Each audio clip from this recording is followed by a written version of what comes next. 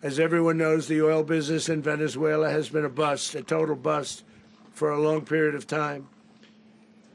They were pumping almost nothing by comparison to what they could have been pumping and what could have taken place.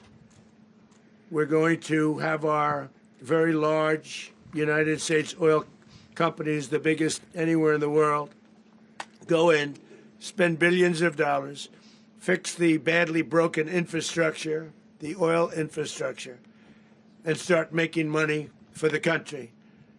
And we are ready to stage a second and much larger attack if we need to do so. So we were prepared to do a second wave if we needed to do so. We actually assumed that a second wave would be necessary, but now it's probably not.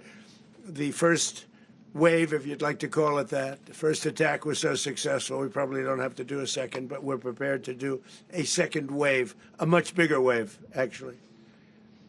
This was pinpoint, but we have a much bigger wave that probably won't have to do. This partnership of Venezuela with the United States of America, a country that everybody wants to be involved with because of what we were able to do and accomplish, will make the people of Venezuela rich, independent, and safe. And it will also make the many, many people from Venezuela that are living in the United States extremely happy. They suffered. They suffered. So much was taken from them. They're not going to suffer anymore. The illegitimate dictator Maduro was the kingpin of a vast criminal network responsible for trafficking colossal amounts of deadly and illicit drugs into the United States. As alleged in the indictment, he personally oversaw the vicious cartel known as Cartel de las Solas, which flooded our nation with lethal poison, responsible for the deaths of countless Americans, the many, many Americans. Hundreds of thousands over the years of Americans died because of him. Maduro and his wife will soon face the full might of American justice and stand trial on American soil. Right now, they're on a ship. They'll be heading to, ultimately, New York, and then a decision will be made, I assume, between New York and Miami or Florida. But we have people where the overwhelming evidence of their crimes will be presented in a court of law. And I've seen it. I've seen what we have. It's both horrible and breathtaking that something like this could have been allowed to take place.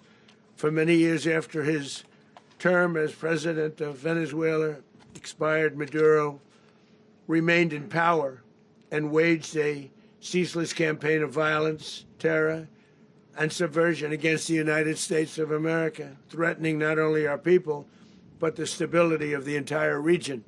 And you all saw it. In addition to trafficking gigantic amounts of illegal drugs that inflicted untold suffering and human destruction all over the country, all over, in particular, the United States, Maduro sent savage and murderous gangs, including the bloodthirsty prison gang, Tren de Aragua, to terrorize American communities nationwide. And he did indeed. They were in Colorado. They took over apartment complexes. They cut the fingers off people if they call police. They were brutal, but they're not so brutal now. And I just have to congratulate our military, Pete and everybody, and our National Guard, because the job that they've done, whether it's in Washington, D.C., where we have a totally safe city, where it was one of the most unsafe cities anywhere in the world, frankly, and now we have no crime in Washington, D.C. We haven't had a killing. We had the terrorist attack a few weeks ago.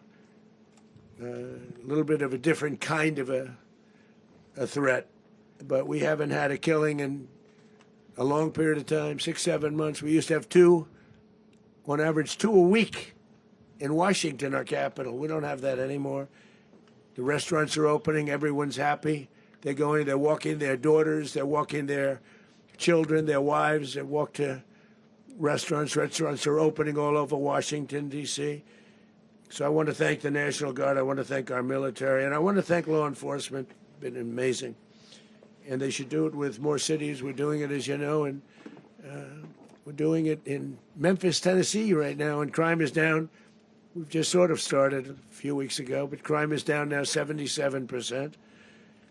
And the governor of Louisiana called, great person, and he wanted us to help him, as you know, in a certain very nice part of Louisiana, and we have done that. And it was a rough section, and we have crime down. I understand it's down to almost nothing already after 2.5 weeks. New Orleans, it's down to almost nothing, and we've only been there for 2.5 weeks. Can't imagine why governors wouldn't want us to help.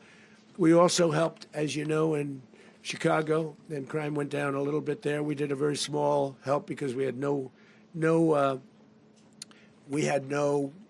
working ability with the governor. The governor was a disaster, and the mayor was a disaster. But it knocked down crime. But we're pulling out of there. When they need us, we'll know.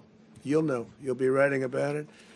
And likewise, Los Angeles, where we saved Los Angeles early on, where the head of the police department made a statement that if the federal government didn't come in, we would have lost Los Angeles. That's long after the fires. That's when they had the riots in Los Angeles. We did a great job. Got no credit for it whatsoever, but that's okay. It doesn't matter. We don't need the credit. But we'll be pulling out when they need us. They'll call, or we'll go back if we have to. We'll go back. But we did a great job in various cities.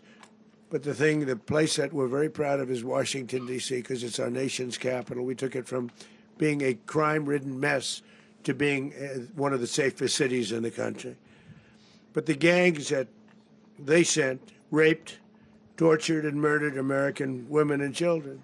They were in all of the cities I mentioned, Tren de Aragua.